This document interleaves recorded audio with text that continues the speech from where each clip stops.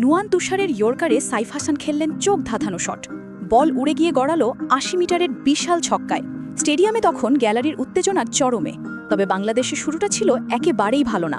Opener Tanzid Hasan Tamim আবারও একই ভুলের পুনরাবৃত্তি করে বোল্ড হয়ে ফেরেন নুয়ান তুষারার বলেই। মাত্র ১ রানে একটি উইকেট হারিয়ে হাসছিল লঙ্কান বোলাররা। দর্শকদের মনে তখনও সেই শঙ্কা, আবারও কি ধস নামতে যাচ্ছে ব্যাটিংয়ে। কিন্তু সেই মুহূর্তে সামনে থেকে নেতৃত্ব দেন লিটন দাস ও সাইফ হাসান। দুজনের জুটি ধীরে ধীরে ম্যাচে ফিরিয়ে আনে বাংলাদেশকে। লিটন কিছুটা আক্রমণাত্মক ব্যাটিং খেললেও ১৬ বলে ২৩ রান করে ফিরতে হয় তাকে। তবে সাইফ ছিলেন অন্যরকম মেজাজে। বাউন্ডারি আর ছক্কার ঝড় তুলে গড়ে তোলেন অসাধারণ ইনিংস। তুলে নেন নিজের টি-20 ক্যারিয়ারের দ্বিতীয় হাফ সেঞ্চুরি। ৪৫ বলে ৬১ রানের দুর্দান্ত ইনিংস তার আত্মবিশ্বাসকে বাড়িয়ে তোলে এবং বাংলাদেশকেও এগিয়ে নেয় জয়ের পথে। এরপর আসে ম্যাচের টার্নিং পয়েন্ট।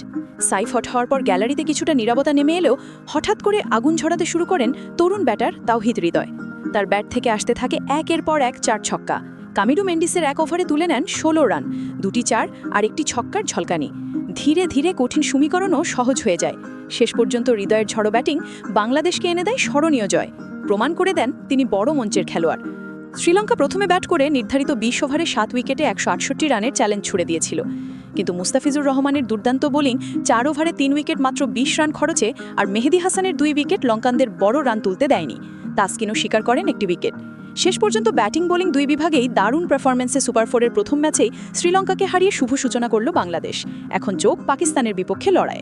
টাইগাররা প্রস্তুত? আপনারা প্রস্তুত তো?